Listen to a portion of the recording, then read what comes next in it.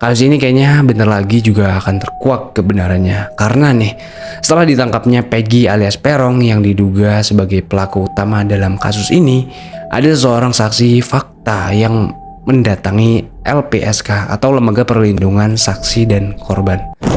Halo everybody, selamat datang, dan kali ini gue akan ngebahas nih kasus yang ngebuat kepala gue sedikit puyeng gitu dan jadi perbincangan hangat akhir-akhir ini. Yap, kasus kematian Vina dan Eki yang kejadian itu terjadi 8 tahun lalu dan kembali jadi perbincangan setelah kisah nyata ini difilmkan. Vina sebelum 7 hari.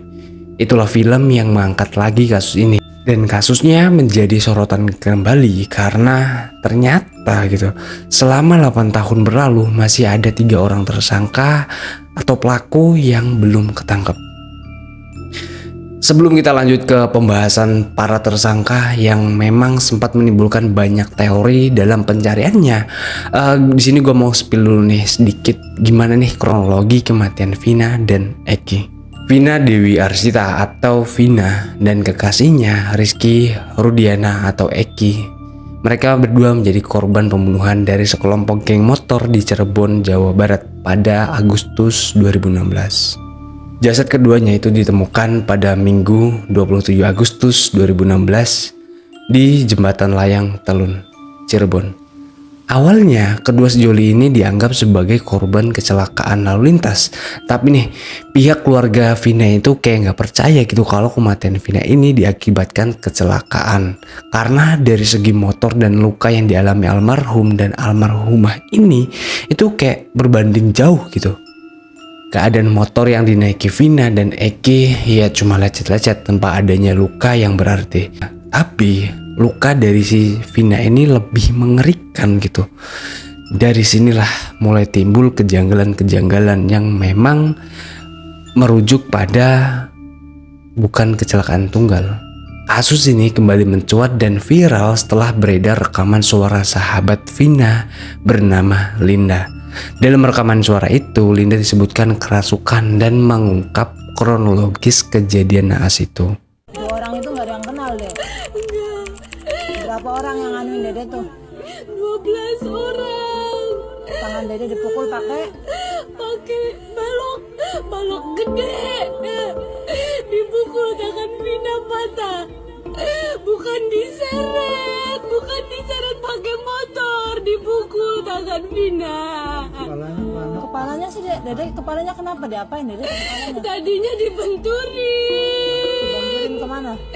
Ke motor, terus ke aspal. Eginya tuh mau nolongin, tapi Eginya juga kena. Itu tuh salah satunya ada yang suka sama Vina. Temen Egi itu salah satunya namanya Egi. Bener kan jarak tadi Egi pak. Namanya Egi, temennya Egi. Suka sama Vina. Terus Vinanya ngeludahin. Dia aja dendam kayaknya sama Vina. Orang mana Egi tuh deh? Vina nggak kenal, cuma satu tongkrongan gitu mbak sama Egi. Tongkrongan sama Egi. Iya, Vina sering dibawa sama Egi tuh. Eginya suka sama Vina. Terakhir Dede sama Egi di mana? Terakhir Nongkrong di tuh mana? Dede jalan-jalan Nongkrong di mana? dari Taman Sumber. Taman Sumber. Iya. Terus ada yang ngajar Egi dari belakang. Motornya jatuh. Terus Dede nggak tahu pingsan. Bangun-bangun mata Dede ditutup. Terus Dede lagi diperkosa mbak. Orangnya udah ketangkep deh, orangnya udah ketangkep. Masih belum semua mbak. Iya belum semua, tapi ini lagi dicariin lagi deh, lagi dicariin sama bapaknya Egi. Jangan ketipu mbak. Vina sama Eki nggak digeret pakai motor, tapi tangannya dipukul pakai balok mbak. Iya, deh, sabar deh. Dede Kalau sekarang digeret yang pakai punya- motor pasti dedel semua kan mbak. Iya, Ini percaya, jasadnya enggak kan mbak. Iya mbak percaya deh, percaya mbak percaya. Jadi yang tenang di sana ya. Mbak matiin semua mbak. Matiin semua deh, mbak matiin semua. Dendam mbak. Mbak matiin semua buat Dede. tolong bantu. Ya, Mbak matiin semua buat Dede.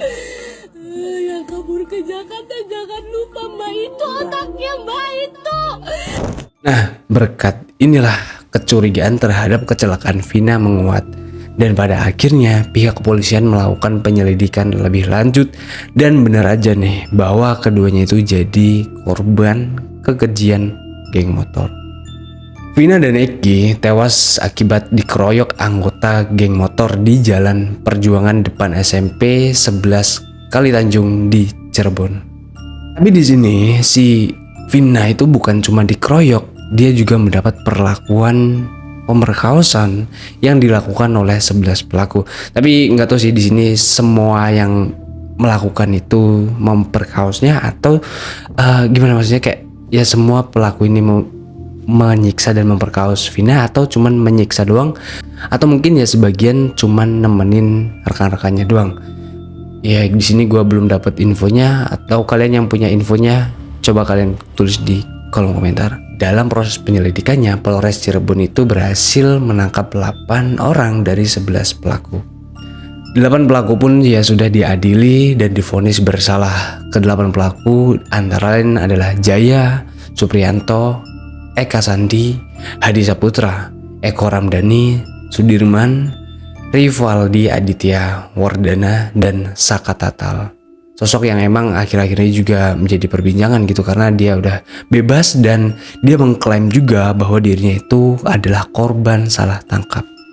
Tapi di sini tuh ada 3 tersangka lainnya yang sempat menjadi buronan selama 8 tahun oleh pihak kepolisian. Dari sejumlah informasi yang beredar disebut-sebut otak pembunuhan Vina dan Eki yang justru belum ketangkap. Dan berdasarkan rekaman suara Linda yang kemasukan Vina kala itu, sosok Egi bisa disimpulkan adalah dalang utama dalam kasus ini. Tapi ya gue gak bisa nyimpulin gitu aja karena emang benar-benar kasus ini belum bisa terungkap sepenuhnya gitu, karena ya masih dalam proses penyelidikan gitu, dan DPO 3 orang juga itu masih belum tertangkap semuanya gitu. Nah, kayak yang gue bilang di awal, kalau kasus ini kembali diperbincangkan setelah kisahnya diangkat ke sebuah film yang berjudul Vina Sebelum 7 Hari.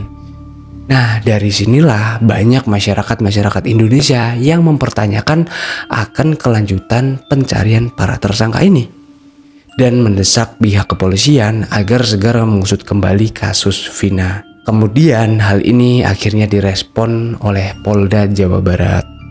Dan tepatnya di tanggal 14 Mei, Polda Jawa Barat itu menerbitkan 3 orang DPO, yang mana ketiganya adalah Peggy alias Perong, Andi, dan Dani. Dan inilah data-data para DPO pada kasus Vina.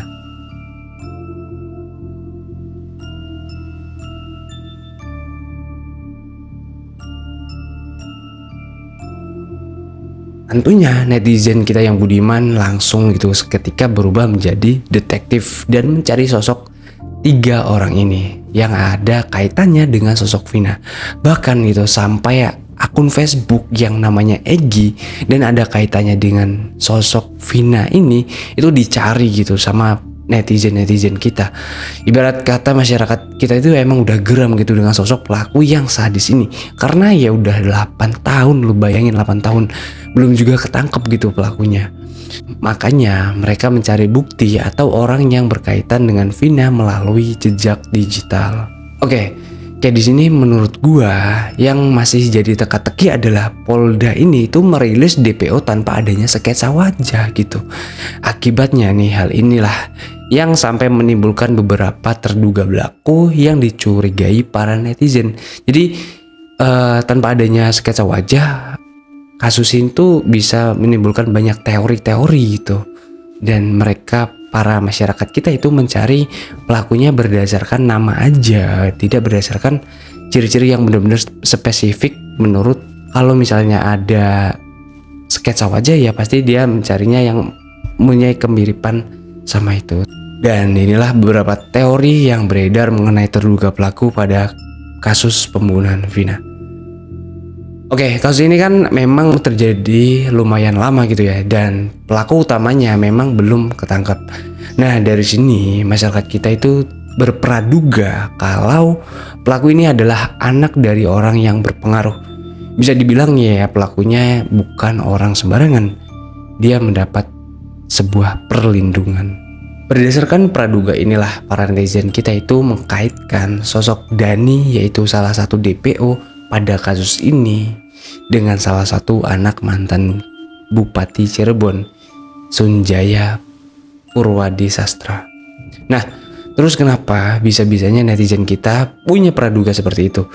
Hal ini karena ya salah seorang anak dari mantan Bupati Cirebon itu ada yang namanya menyerupai DPO kasus ini, yaitu Ramdhani Syaputra. Dia itu menjadi korban dari praduga netizen yang diduga dia adalah si Dani, yaitu salah satu DPO kasus Vina.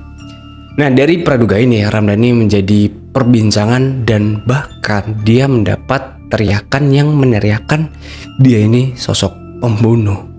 Dengan adanya sosmed sekarang ini gampang banget gitu berita tersebar luas. Dan di sini dampaknya ke si Ramdhani yang memang dia nggak tahu apa-apa soal kasus ini. Dan sampai-sampai Ibu Ramdhani yang merupakan mantan Bupati Cirebon yaitu Wahyu Ciptaningsih itu membuat klarifikasi atas berita yang beredar ini. Nah, gini. Perlu ketahui, kejadian pembunuhan Vina dan Eki itu terjadi pada Sabtu 27 Agustus 2016. Yang mana saat itu Ramdhani masih berusia 11 tahun. Dan sementara Dani, sang DPO pada kasus Vina ini saat kejadian itu sudah berusia 20 tahun. Dan kayaknya kalau anak seumuran itu melakukan pembunuhan sekejam itu hingga mungkin kan. Dan ditambah nih saat kejadian itu diklaim gitu bahwa si Ramdhani ini masih dalam keadaan disunat. Jadi jalan aja susah gitu, masa iya udah ikut geng motor dan menjadi pelaku pembunuhan yang memang sekeji itu. Jadi kayaknya netizen itu salah orang, tapi ya namanya menduga gitu kan. Dan memang seantusias itu masyarakat untuk mencari pelaku sebenarnya. Nah, ada juga teori yang menduga bahwa sosok sahabat Vina yaitu Linda itu dia adalah saksi kunci pada kasus ini. Nah, Linda ini kan orang yang saat itu menjadi kunci tertangkapnya 8 tersangka ini karena Linda lah yang kerasukan sosok Vina dan mengungkap kalau kejadian ini bukanlah sebuah kecelakaan tetapi sebuah pembunuhan yang dilakukan anggota geng motor. Tapi setelah kejadian itu sosok Linda ini yang gak pernah memunculkan diri dan menghilang seolah ditelan bumi. Dari sinilah terdapat banyak spekulasi dan diduga bahwasannya Linda tahu nih soal sosok Egi karena Linda kan iya sahabatnya si Vina. Bahkan banyak juga yang bilang kalau Linda diduga itu terlibat dalam kasus pembunuhan Vina.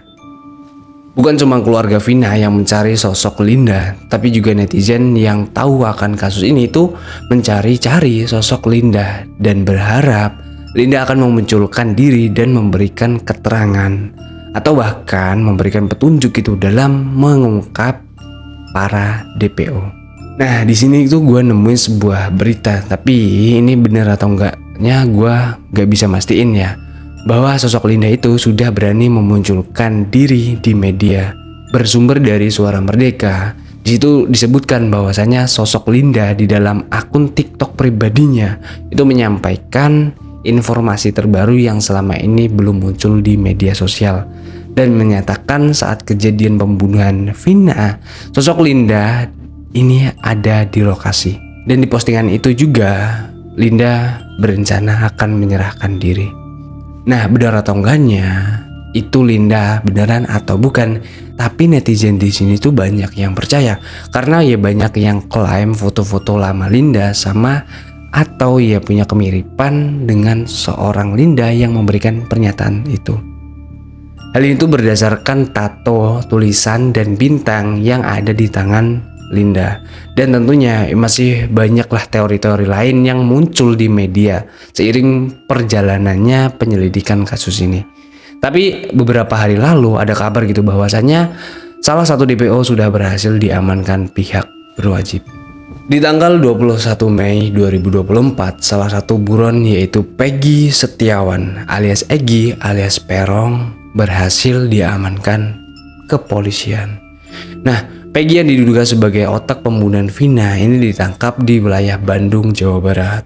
Pada saat ditangkap, polisi mengungkapkan gitu bahwasanya sosok Egy ini bekerja sebagai kuli bangunan di Bandung bersama ayahnya. Dan polisi juga menjelaskan kalau selama ini kesulitan mencarinya karena si Peggy itu berpindah-pindah tempat dan bergonta-ganti nama panggilan.